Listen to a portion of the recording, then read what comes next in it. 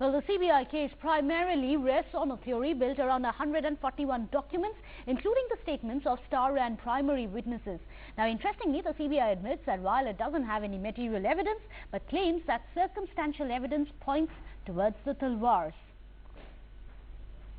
Well, the witness stand was taken over by an assortment of friends of Talvar's, doctors as well as the family maid. Their statements were incriminating, damaging, and some even retracted their statements. It was indeed a roller coaster trial, one that the country will not easily forget. Well, joining us here to discuss more on this is Sunita Godara, a social activist, also Aditi Jain Anila, chairperson of GAIA, the Green School in Noida. Also joining us is Dr. Nisha Khanna, a psychologist as well as an activist, and Mr. R.K. Kapoor, a senior advocate. Also joining us from outside the Ghaziabad court is our correspondent Athar Khan. Well, Athar, it's 1 o'clock now, so in about an hour we expect some sort of closure after 5.5 years.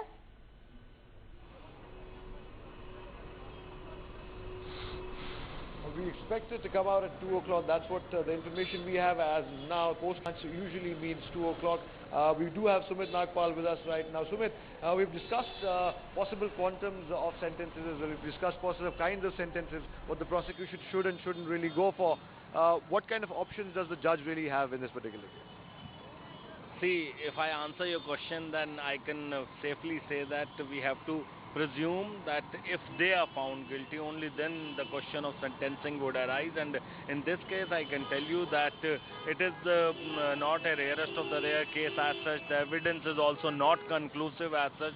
So in this case, I can only tell you that the prosecution would be asking for life sentence. It is, I don't think that they'll go for asking death sentence for the parents of Arushi. And I can tell you that this is a case which is entirely based on circumstantial evidence. There is no witness to this case, and they have not been able to tell what was the motive of killing. There is a theory that this is honor killing case, but they have not been able to say conclusively. In fact, in this case, CBI initially wanted to file a closure report. So this is a tough case for the investigating agency as well. It is a very tough case for the judge concerned, because when CBI says that we do not have enough evidence, and on the basis of that the judge says you should proceed with the prosecution, and now the judge will have to give reasons and conclusions. So conclusion, if the judge finds that yes, parents are guilty, then he will have to give reasons on the basis of what he is making out this conclusion. So clearly it's a tough time for the judge as well as the investigating agency. You heard that, Meghna. Sumit Nagpal, of course, breaking it down for us. As the moment approaches, in just about an hour from now, Meghna, we will perhaps know what the judge, what conclusion he's come to, and who finally did murder Arushi, which of course is the biggest question lying in the middle of this whole sordid saga. Who actually murdered Arushi? Why did it happen? Why did it have to happen? Why did Arushi lose her life? As well as another human being, Hemraj, was clearly bludgeoned to death inside a house where only 4 people were there the night before. So one of the great mysteries of our time, in at least homicide cases, perhaps there will be some light thrown on how and why really. Because remember, Meghna, the motives, of course, are still not very clear. Of course, there are theories floating around about it. It could be an honor killing, it could be perhaps immediate grave provocation. But those, of course, are theories and will remain theories till the court finally comes out with its judgment. The court, in all its wisdom, of course, will have to take into account all the evidence and only the evidence submitted by the CBI in this particular case. Remember, we were talking to some guests before as well, and they did point out some criticisms of those reports. Some of the evidences were tampered with, allegedly tampered with. Remember, this is the case of the pillow cover, which was in fact never later taken into court, as well as the golf club. The set in which the golf clubs were kept was sealed and resealed, then taken to court as well. Nobody raised an eyebrow then, not even the court. So of course many inconsistencies throughout the case, but as of now all we can do is wait till 2 o'clock, till the special CBI judge S.C. Jain comes in. S. Lal, thanks Sumit for correcting me there. S. Lal comes in, gives us his judgment in the Arushi case. Till then, of course, all we can do is pretty much wait. Well, do stay with us. R.K. Kapoor, a senior advocate, is also joining us here in the studios. Well, Mr. Kapoor, Athar was just pointing out all the discrepancies which is there in the CBI's investigation. The fact that a lot of evidence, of course, was tampered with. The fact that a lot of the evidence is circumstantial instead of direct evidence. Do you think that is something which is going to hamper the case per se? This is a case where see, eyewitnesses lack of evidence is there, but then see, if a murder has been committed, it doesn't mean that merely because there is no eyewitness then nobody will be punished. Now the question is that the circumstantial evidence, if of course the Supreme Court judgment says that merely on suspicion you cannot convict somebody, of course it is there, but when the case is beyond mere suspicion and there is some evidence, circumstantial evidence which connects the accused with the murder, then naturally the court will be able to reach the conclusion that it is a murder committed by those who were present at home. Now the question is that if there is a destruction of evidence, why somebody from outside will come and destroy the evidence? It means the destruction of evidence is by somebody who is within the house. Now the murder has taken place, and when the original complaint was that the murder could be by Hemraj, and Hemraj was subsequently out and his own body was found. Now when there are 4 persons and 2 have been found murdered, and then 2 persons who were remaining inside, then naturally when nobody outsider could come in and not there is any evidence to show that somebody from outside came in, right. So naturally the finger pointed out towards the parents only. Now as far as the question of grave and sudden provocation is concerned, this is not the defense which has been taken by the accused. Therefore I don't know to what extent they will be able to take the benefit of that defense.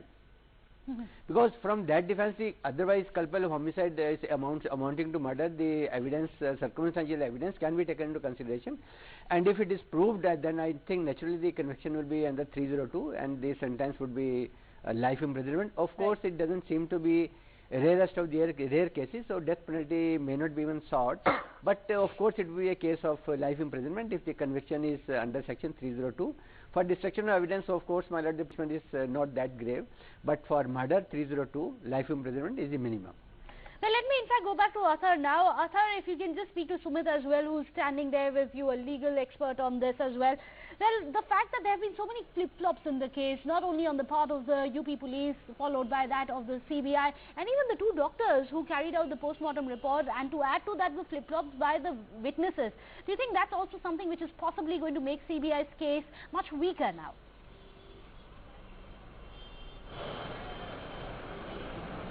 Well, the fact remains, and I'm going to consult Sumit on this, the fact remains the judge will have to go by exactly what the CBI has submitted in the evidence. He can't go beyond that really, because he has to make his judgment based on the facts of the case as presented by the prosecution, which is of course the CBI.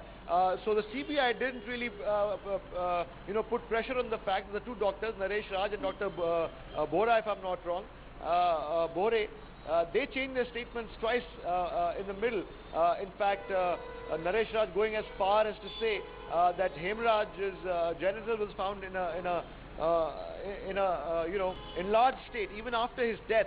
And that of course is not substantiated by any scientific fact, but he based it on the fact that he had his experience as a married man. Now that's a thin line of theory, that's a very thin line to walk on. If you're not referring to your scientific and your medical credentials and citing evidence in a case of such importance and such sensitivity, then of course a harder look needs to be taken at what the doctors were saying. But yes, that's one of the aspects, of course, that the investigation has been criticized for. And I keep going back to the word, it's going to sound repetitive now, but the ham-handed approach that some people say that the CBI and the other investigative agencies really took.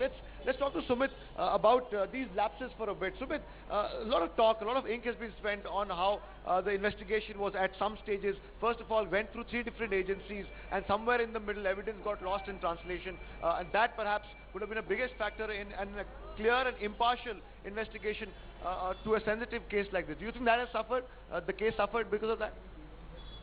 See, you have to understand one thing, that when it comes to a criminal case, the first 24 hours are very important. Any crime takes place and police doesn't act swiftly if they do not collect samples, if they do not take scientific forensic evidence, DNA evidence, and if they fail to do so, then there is a problem. And there are allegations in this case that yes, there were attempts to in fact to tamper with the evidence.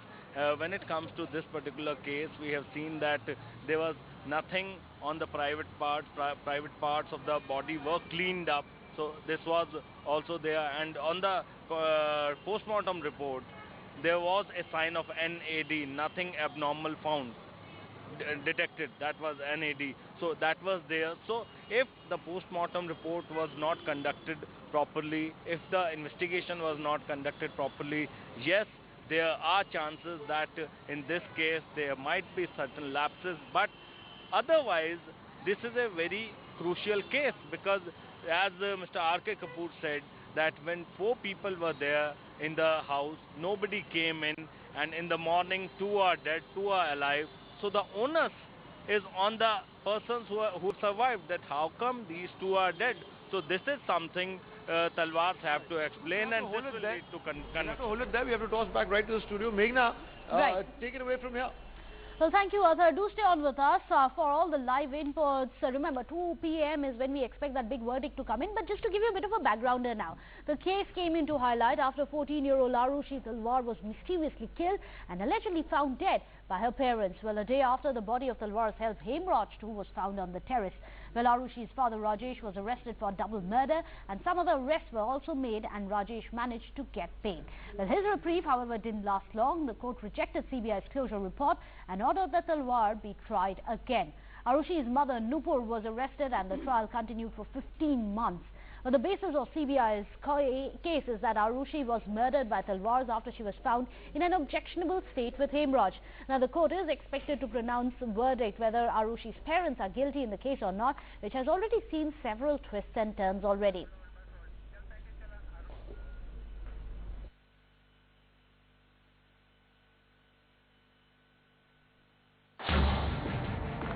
The game of cricket, a passion for money, dreams, earthquakes, and religious riots. Arushi Talvar, 13 going on 14, was lost in the world of the novel The 3 Mistakes of My Life. It was the night of May 15, 2008. The next morning, this only child of 2 dentists was found dead on her bed in the New Delhi suburb of Noida. Her body covered with her white flannel blanket, and her parents blamed for it.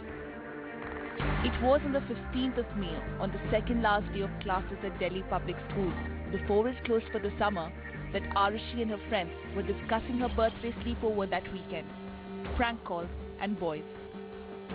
She was in the middle of a breakup with a boyfriend of 1 month, a boy she had met for lunch and movies.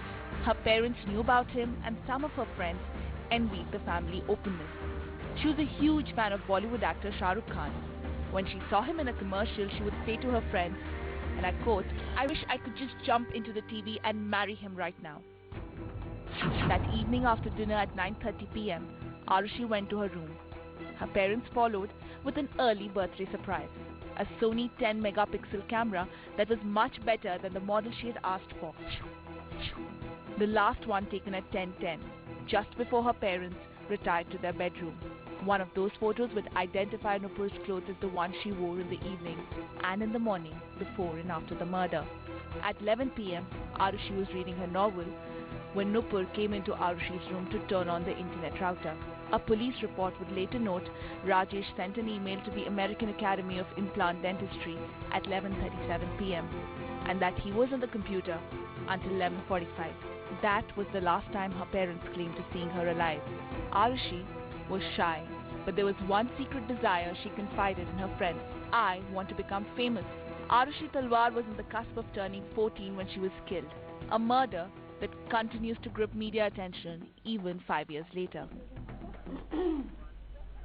In fact, joining us here to discuss more on this is Aditi Jain Anil, the chairperson of Gaia, the Green School in Noida. Also joining us is R.K. Kapoor, a senior advocate, and also Dr. Nisha Khanna, psychologist and activist. In fact, first, let's go across to Ghaziabad, where all the action is happening. Arthur, it's over to you. What really is happening on the ground? Take us through the security arrangements as well, because Dr. Rajesh Talvar has already been attacked once in the past. What are the security arrangements like?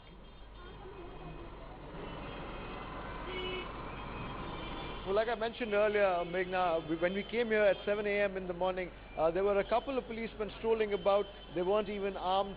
Just within a couple of hours of that, around 9 o'clock, we saw a definite increased police presence with a lot of uniformed cops roaming around, and this time they were armed as well. You were right when you say that there's been one attack already on Rajesh Talvar. Not just that, this particular Ghaziabad court is also infamous because just I think a couple of weeks ago, very recently, one criminal was being taken to court, and he was attacked by a rival gang just inside within the premises. So the constabulary has been doubled. The Ghaziabad police is leaving no stone unturned. If you just slightly pan to my left over here, you can still see remnants of a security detail that was slightly heavier just a while ago. It will get even heavier as we go towards the judgment.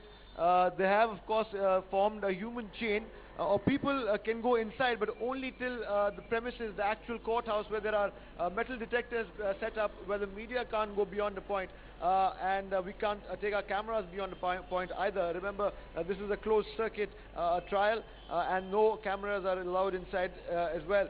So security has been beefed up, not just because Rajesh Talvar was attacked, but because this is a sensitive courthouse and is prone to attacks like that. Remember, we also told you, my colleague Priyank Tripathi, just a while ago, that there is another hotel just behind on my right side. We can't pan the camera over there because there are media vans in the middle, but there is a hotel right here called Hotel Mela, which is where we understand that Talvar spent the night. Since yesterday night, they've been holed up in a hotel, holed up with their lawyers, discussing their final strategy. And they've been there, they didn't go back home, and they have had meetings constantly since yesterday, since last night, and it is here, it's just walking to the room where they have to walk to the courthouse.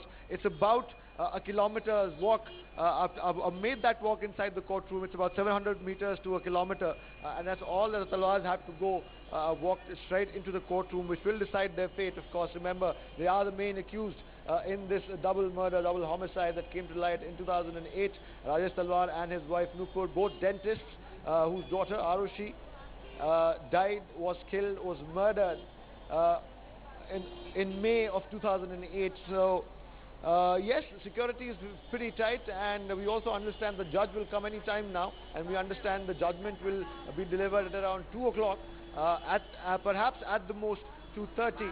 And then we'll have to see what the quantum of judgment is really, and how far has the judge gone. The judge, remember, like Sumit Nagpal was just telling us, has to give his reasoning and reasons why, as to why and what exactly the sentence he's going to be pronouncing, and he'll have to convince a lot of people, not just the media, because attention to this case, of course, has been minute. Everyone's been tracking this case that shocked the National Capital Region a while back. I'm trying to look for Sumit. He will just come in a bit as well. But Meghna, you said very rightly, in just about 45 minutes to half an hour now, we should expect the judgment to come out any moment.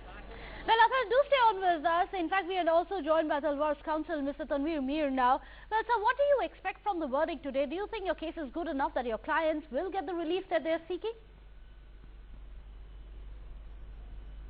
Well, you know, my clients at the moment are very brave and stoic, and they expect complete and comprehensive justice from the court.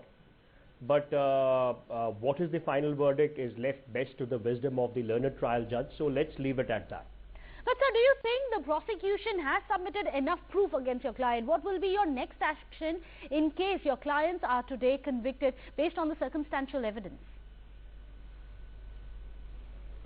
From the witnesses who have testified and the kind of evidence that has been brought on record in the court, there's not enough evidence, or I can say there is hardly any evidence against my clients. However, in case of a verdict going against us, the law really provides for a remedial action in the form of an appeal, and that can always be taken. Now, sir, the Arushi Hemraj murder case itself has been very closely monitored and reported by the media. Do you think this is one of the factors which may just have an effect on today's judgment? Lots of things will always, you know, come under the media scrutiny, but as far as the legal community is concerned, the judges are concerned, they always, you know, want to be and should be immune and isolated from media scrutiny, and the judges have to pass their judgment on evidence and evidence alone. So I firmly expect and believe that the learned trial judge will pass his judgment obviously on the basis of evidence that has come on record and on the basis of appreciation of such evidence. Whether the case has been followed by media closely or not doesn't matter as far as the trial is concerned. Yeah, thank you so much for speaking to NewsX. Let's go back across to Athar Khan joining us from outside the Ghaziabad court. Well, Athar, you mentioned that the Talvars are there in a hotel which is very close to the courtroom. Have you managed to get a glimpse of them? What is their body language like?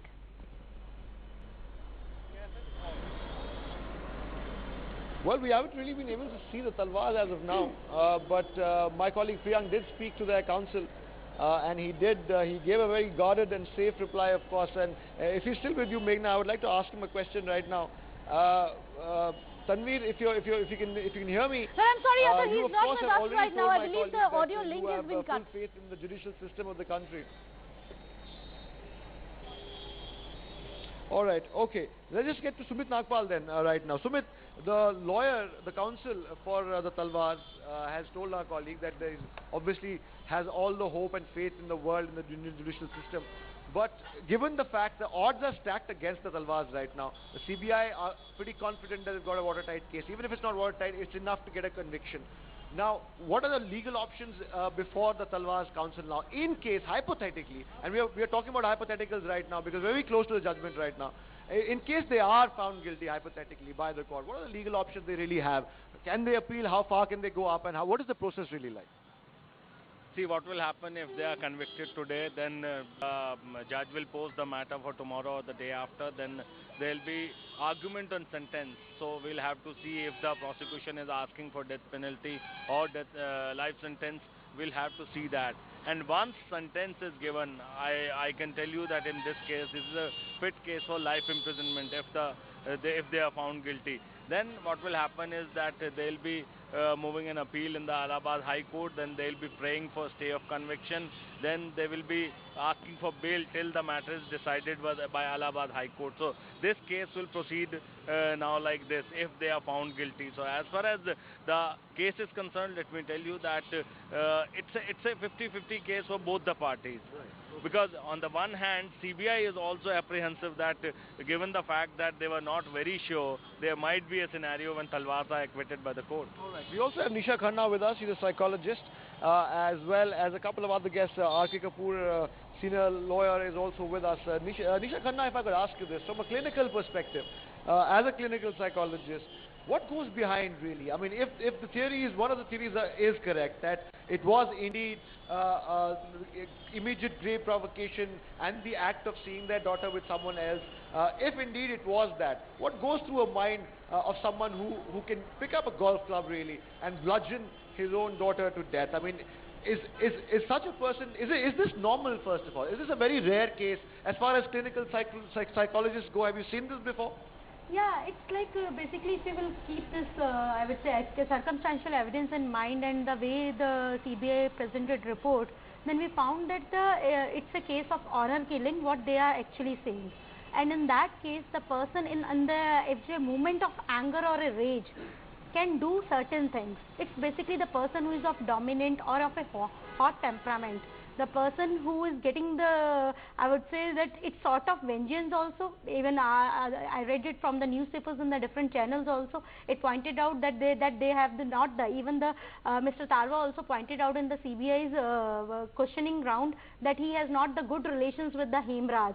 Maybe that may be the incident where he has the doubt about that there is the relationship between my daughter and he must be warned about certain things earlier. It may be the dependency which he must be having the Talvar's family on Hemraj, as he was the closest servant at the place. So I would say that there may be the child must not be listening. It may be lots of reasons. If I could ask you to hold that thought, Nisha, if you hold on for a minute. Yeah. I think we also have Aditi Jain on the panel. I think she's the principal of, yes, Aditi Jain is on the panel. I want to ask you, Aditi, there has been talk, of course, murmurs about how the parenting skills of the Talvars have come into question, of course, and people have gone on to criticize them, saying that Arushi herself was a normal 13-year-old girl living in living in not so normal circumstances. She was trying to be as normal as possible. We've talked to friends of Arushi. In fact, they came over to the studio and they told us, of course, that Arushi was just like any other 13-year-old, just at the cusp of her teenage years beginning to bloom into a confident, mature young woman. But circumstances around her and perhaps the role of her parents coming into question, how far do you think that has a major role to play in this whole saga? See, to begin with, what is a child? A child is an outcome, a product of the environment that he is brought up in. The simplest example is that a child born in an Indian family where Hindi is spoken will, end up speaking Hindi. And in today's time and age, what we are seeing is that parents and everybody, whether it's parents or kids or whoever it is, life is becoming so highly competitive and it is so self-centered and it is so stressed out that nobody has any time for anything apart from something that probably they themselves do not know what they are pursuing. And here what we see is that kids are highly neglected in this way. And a growing child needs a constant company of his parents, and he needs love and time. No, let me complete this. And here, if we have this time with the child, a child will definitely not get influenced into things that we are conjecturing upon. And out of all the things that we are hearing, we are still not sure who is the killer. But the motive of this is that justice should be brought. The motive of it should be that an exemplary decision should be taken which constructs the character of our society. And we need to understand that as parents, we need to deal with our kids very patiently. We should not judge them from outside. And in case of, absolute provocation, we should take decisions with calm mind. And this, if it all has happened, must be, a state of mind where they just did not use their heart and mind. And then who else would be far more distressed than the parents? Definitely it's not a cold-blooded murder. They must be so distressed now that they are their own. One big lesson we can take away from this. We can talk about this. I think that one big lesson we can take from this, of course, is the point you just made. In fact, now I'd like to continue this line of questioning and go to Molly and Supriya right now. Supriya and Molly, you've been tracking the Talvar family the whole day, and you've been at the house at least, and you've been tracking the story as well. Now, the lack of parenting skills that some people say was the crux of all the problems that did ruin once happy Talvar home. Do you think, talking to people, the Talvars know, talking to people, family, friends, how well adjusted was the family really? Have you got a sense of how Arushi, the young, very mature, almost woman, had her life ended because of problems at home and the lack of parenting skills and attention to detail by the parents?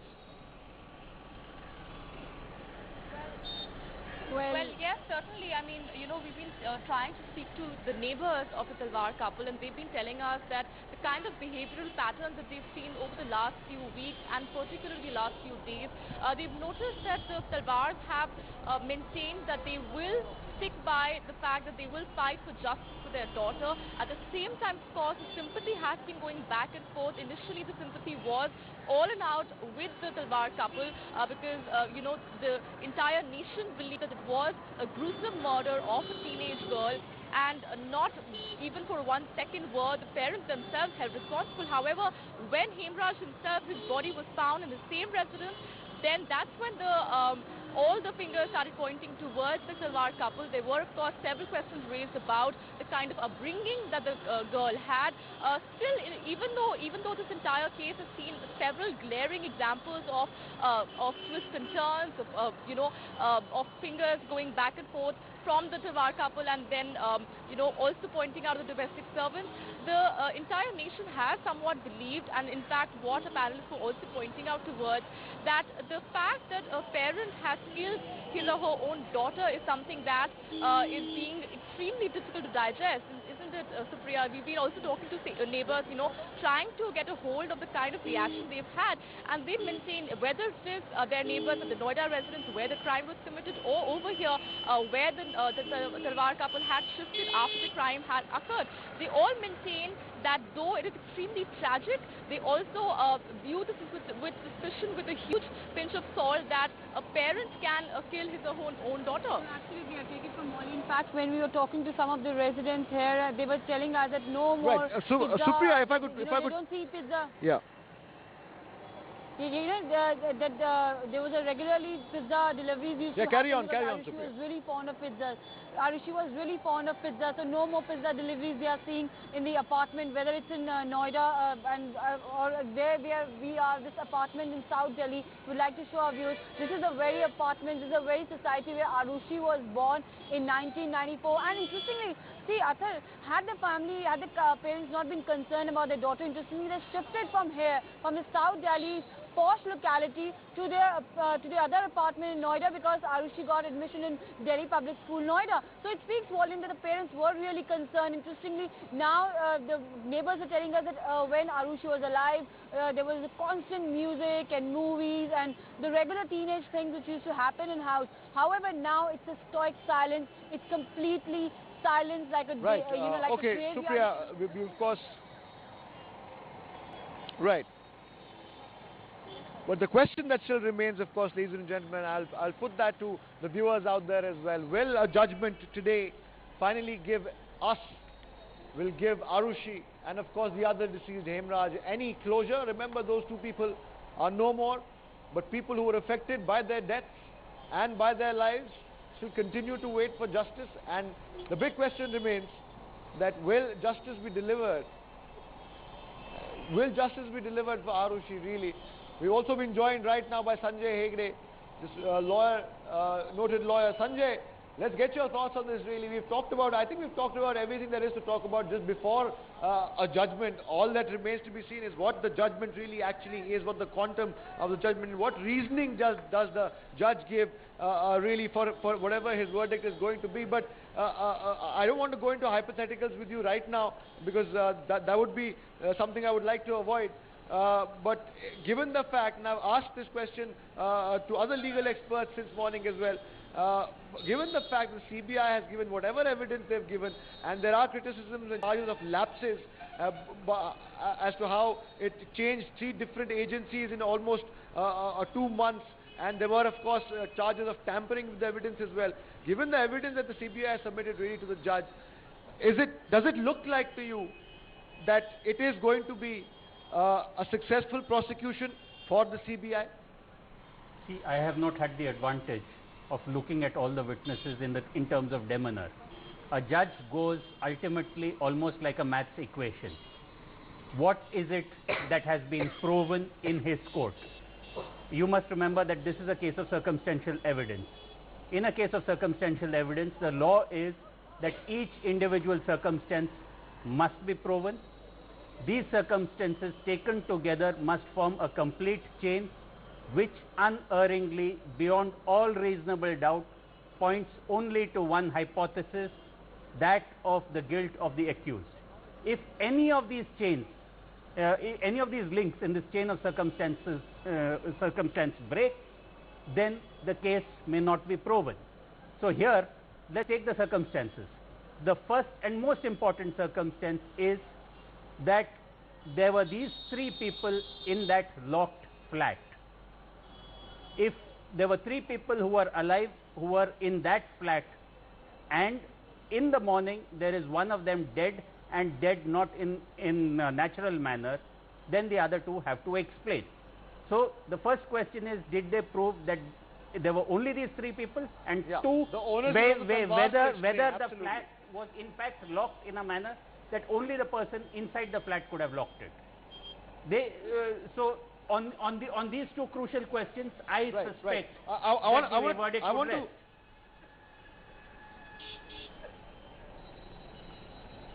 Yes. Yeah, right. Sanjay, I want to put the same question to R.K. Kapoor right now. Do you agree with Sanjay's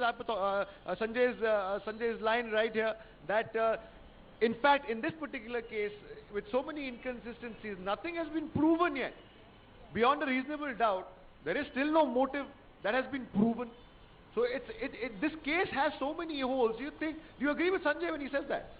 See, I'll tell you one thing, as far as motive is concerned, of course it is relevant more in the case of circumstantial evidence, but merely if motive is not proved doesn't mean that you cannot hold the person guilty of the charge of which he is charged. He can be convicted even if the motive has not been proved, provided the circumstances have been built up in the form of a chain, which of course unerringly point out.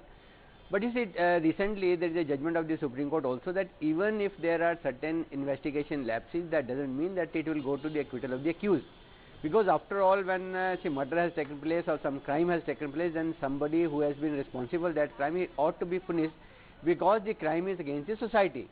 Therefore, when somebody has to be punished because crime has been committed, and if the circumstantial evidence is sufficient to show, see, as far as reasonableness is concerned, of course that reasonableness has to be weighed by the mind of the judge who has seen the demeanor of the witnesses, the evidence on record, and if on the basis of the evidence on record is able to clinchingly goes in favor of the conviction of the person, I don't think there is any doubt that he won't convict the persons who are responsible as on the basis of circumstantial evidence for the murder of the deceased, and it's a double murder case.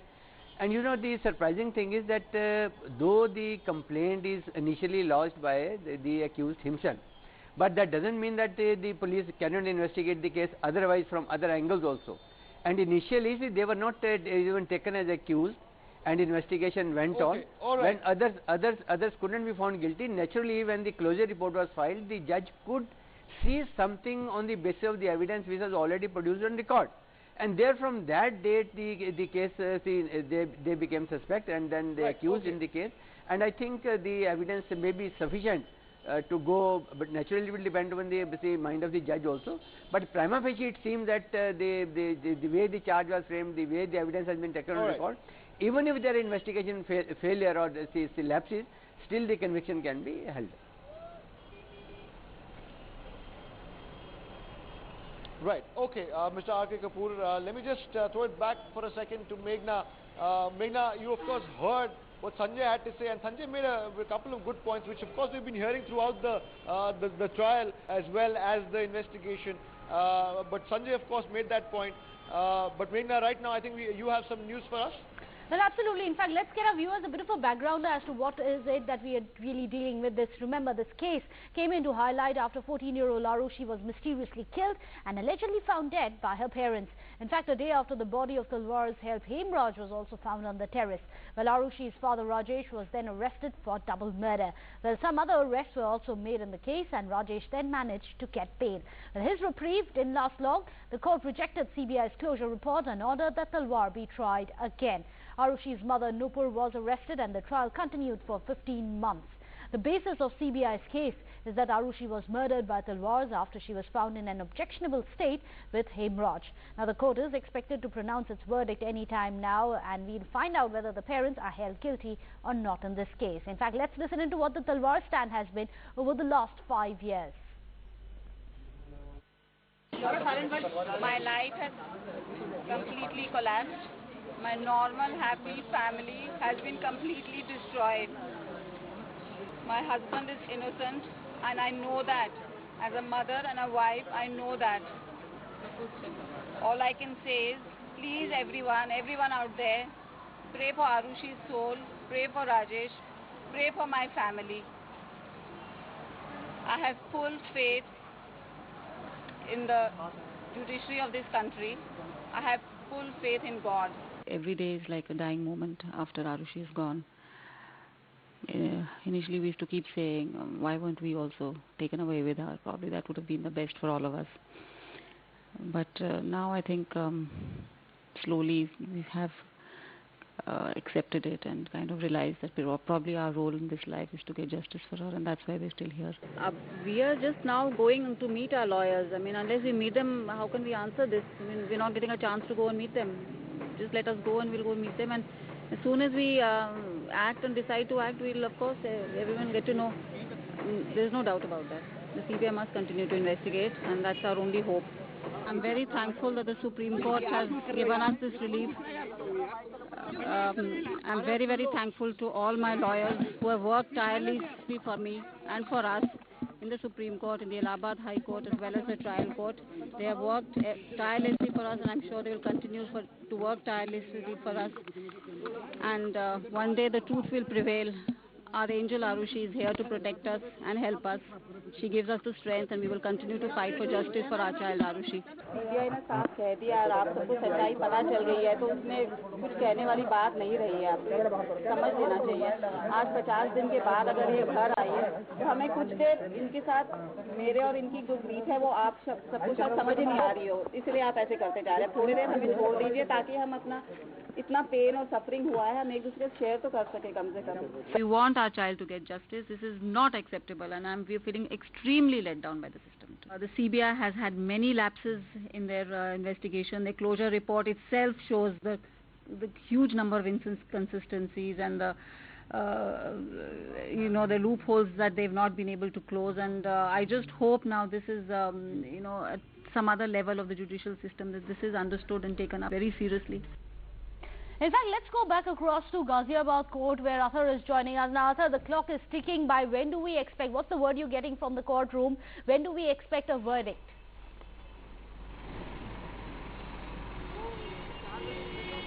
Still no change, Meghna. We expect it to come out at around 2 o'clock. It could have perhaps be 2:30, but we understand within that time period the verdict should be out. And by the time we talk then, we should be able to tell you more about what exactly the verdict is, what about exactly the quantum of sentencing is, and what reasons has the judge really given, based on the evidence provided by the investigative agency, the CBI in this particular case, what the judge has decided, and whether or not, remember Meghna, the Talvars are innocent, still proven guilty in a court of law, and right now, of course, even though it looks like the case is tilting towards finding the Talvars guilty, you never know what the judge is really going to say till he actually says it. It could perhaps even be an anti-climax, perhaps, but of course that would be going into the realm of speculation and conjecture. I don't want to go there, but the truth remains, we won't know what really exactly is happening till the verdict comes out, and we expect between 2 to 2:30 any time the verdict to come out, because the judge has already come here. He's announced in the pre-lunch meeting that he would announce the verdict just post-lunch, which we presume will be between 2 and 2:30, most probably around 2, and we'll try and get you the details of it as soon as it's out. But for the time being, of course, a little recap of what we've really seen here ever since morning, since we came here. Of course, the security doubled and then tripled. There is now a 3-tier security, one right behind me. If you can see, there are slightly barricades. That's the first barricade, that's the first line the police has really put forward in beefing up the security of this place. That's the first line you see. Beyond that, if you walk for another 700 to 800 meters within the compound of the court, will you find the second layer of security, which is fully equipped with riot gear, helmets as well as batons, and are equipped with riot gear. And then, of course, is the third and last layer of security, people within the courthouse premises. So there's a 3-layer protection that the police has beefed up. Of course, the police was apprehensive because Rajesh Talvar has already been attacked once while going to court, as well as this particular court has a reputation of being slightly lax on the security front. But this time the police, it seems, are not taking any chances, and they have put their personnel, uniformed personnel I might add, and armed, and the police, the cops are crawling really everywhere, and of course not to mention the media vans everywhere, journalists coming from every nook and cranny of the city, every possible imaginable organizations have descended upon the Ghaziabad District Court, because this is of course the case that baffled us all, that perturbed us all, that disturbed us all, the fact that 13-year-old Arushi was murdered and a promising life and a career cut short. The reasons, of course, still unknown, dark, mysterious, murky mystery that no one really has been able to solve till now, but the CBI now claims it has, and it remains to be seen when the investigative part is over, the judicial system of the country takes over, and both sides really, the CBI as well as the defense counsel of the Talvars have come out and said they put great faith in the judiciary of the country. In fact, Tanveer, the counsel for the defense, had told my colleague Priyank that he does hope for a good judgment. In case it is not going their way, they will have to accept it, and they will accept it, and because they really don't have any choice. So let's go back to our panel on this note. There's Sanjay is joining us, Aditi is there, Nisha is there, as is R.K. Kapoor, and I presume Supriya and Molly, who've been tracking it from the residents of the Talvars all morning, are also joining us right now. We are, ladies and gentlemen, we're really nearing the culmination of 5.5 years almost of an investigation that stumped everyone. Various theories were offered, various conspiracy theories were offered, people were arrested, then let off. Evidence apparently and allegedly was tampered with. The CBI, the investigative agencies, came in for a lot of flack for their ham-handed approach towards the whole case. It's a mystery that remains to be solved to this day, but perhaps today, after the judgment, we get some closure. S.C. Lal, the judge, the CBI special judge, will of course pronounce those words any moment now. I think around 2 o'clock, half an hour to go. Sanjay Hegde, we've talked about this case at length. We traced its history really from the day it started way back in May 2008. And 23rd of May was when Rajesh Talvar was arrested for the murder of his daughter, then let off, of course. We've talked about discrepancies. We've talked about how emotive an issue it became because of media pressure, of course. The media trained its lights on this particular case. It became an emotive issue for a lot of us. How important is this case really in terms of precedent? This is an unusual case, Sanjay. This is shrouded in mystery, and we of course awaiting the judgment. How important will it be in terms of precedence? Because this is a crucial judgment that's going to come today, and perhaps even future generations of law students could perhaps one day be referring to this case as far as precedences go. No, as far as precedents go, the verdict of the sessions judge rarely has precedential value. It is precedential value is attached to the verdict of the High Court, which is binding on all other courts in that jurisdiction, and then of the Supreme Court's judgment, which is binding on courts all over India. There certainly be a lot of questions on which good law could be developed. The question of how far can you convict in a case based purely on circumstantial evidence when a lot of the evidence has already been contaminated, and that contamination was not at the instance of the accused themselves, but certainly because there was more than one investigating agency. There was also a lot of media influx at that particular point of time. There was no great effort made immediately after the crime to segregate the crime scene and keep it uncontaminated. If that had only been done, if for instance the missing mobile phone of Arushi had been located, there would have been several other answers which could have conceivably pointed the finger more firmly at in one direction or the other. Precedential value at this stage, I do not think so. At a later stage, based on what is held today and based on appeals, if there are any, we will you may have some good law which is useful for law students and law professors at a later date come out of this case. But today is purely this, that the judge who has conducted the trial will be summing it all up.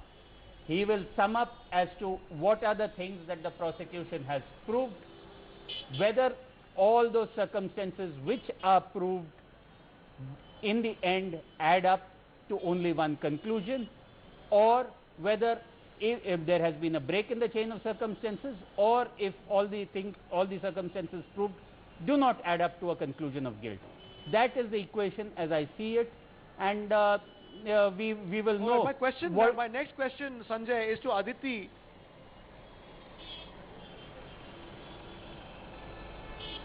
Aditi, if you can hear me, I think Sanjay just talked about at one particular point in time during the trial, the media influx was so heavy. Do you think at some level, I mean, I know people who claim that this was completely media influenced, the trial was media influenced, the investigation and the suspicions pointed by the media were also taken into account. How much do you think, or how far do you think, Aditi, did the media scrutiny in this particular case well, I won't say shadow or impress, but play a part in twisting and molding public opinion, if not investigative agency opinion, in a particular direction. How far is the media to blame for all of this? Let's talk about the media's role. Media has the power to reach out to millions at the same time. And I'm sure media has a soul that wants to bring justice to the society. Now, with that in mind, I would say that definitely that whatever the media is trying to percolate in on air will work in building up opinions of people. But then what are we deriving at? What are we just happy and satisfied once if the parents are found guilty, then they are prosecuted or hanged to death or serve a life imprisonment, or the people who, the other set of people who were involved? What is it that beyond this we need to be focusing at the moment is that we need to bring about an opinion, some kind of a motivation, that we try to set examples that an eye for an eye will make the whole nation blind. But then why not we get motivated that how should we bring up our kids? How should we deal with our neighbors? How should we be compassionate to all our fellow beings?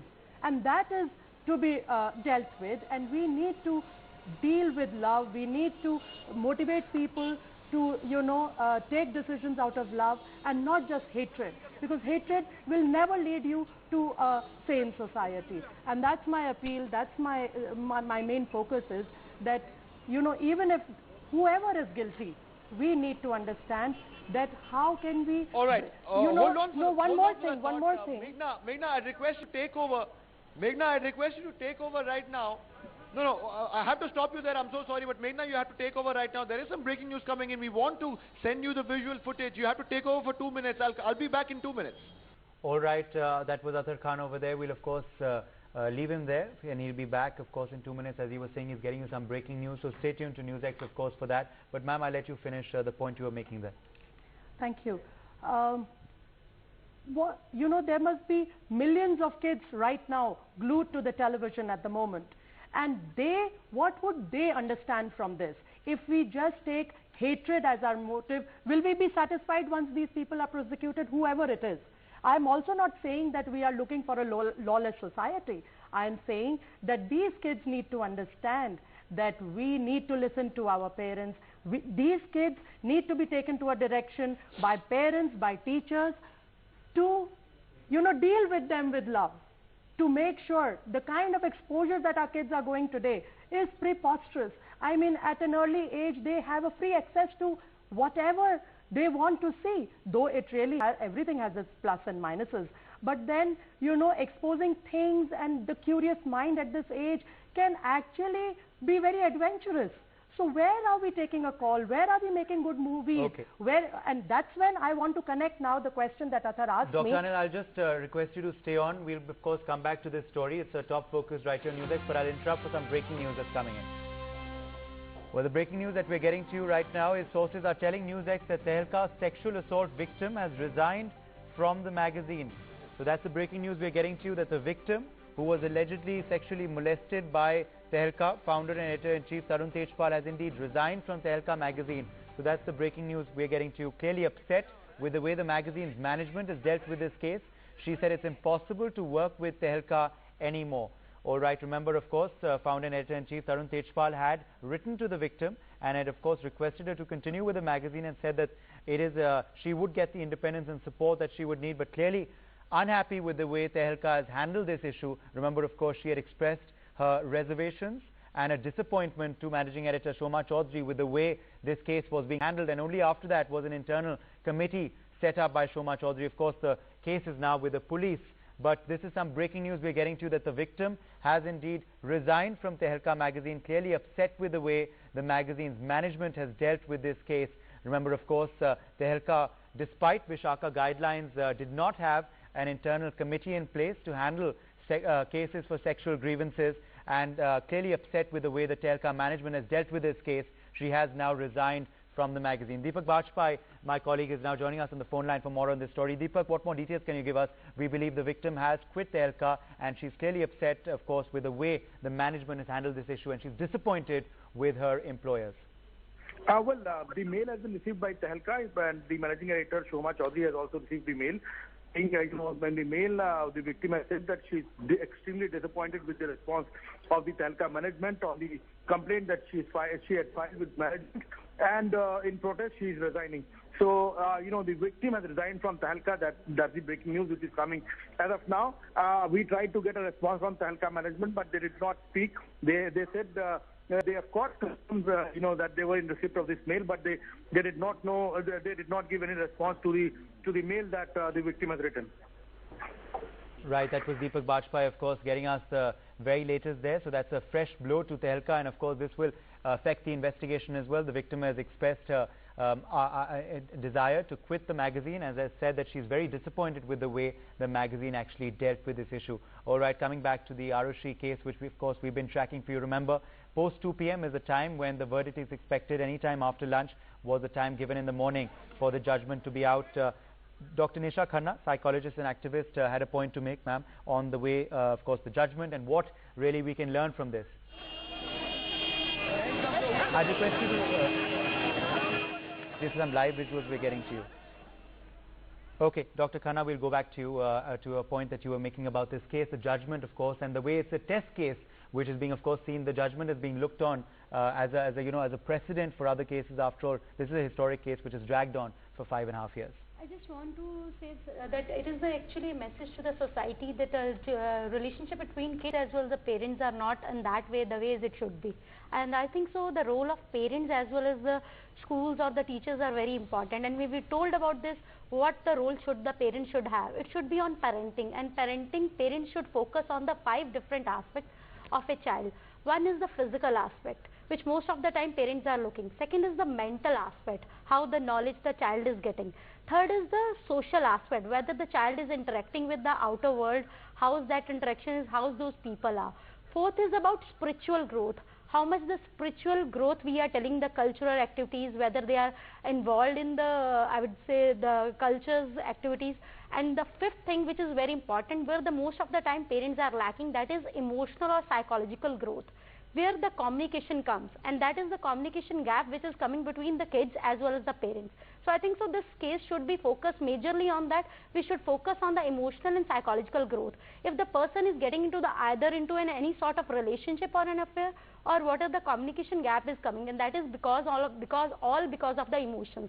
If we will talk about love is also emotion, rage is also emotion. So I think so we should focus about how our emotions are, how values are deteriorating day by day, and that is the major focus. Another thing, that parents are sometimes, due to the materialistic world, they are providing all the facilities to the kids and don't thinking how the kids are using or misusing those things. So I would say that keep this thing in mind. I would say let the children learn that they should able to understand the no also. Right. And if you are not able to give the quantity of time, it should be a quality of time, and don't substitute with the materialistic things. All right. Also, we'd like to play out some visuals now, which we're getting for our viewers. Remember, of course, the court had set a time of post 2 p.m., post-lunch, when this verdict is due to be out. We're getting you some visuals now of the Talvars actually leaving from that hotel, Mela Plaza, where they were closeted. Remember, all morning they've been having meetings with their legal teams, their counsels, their lawyers, and those are some visuals of the Talvars leaving from the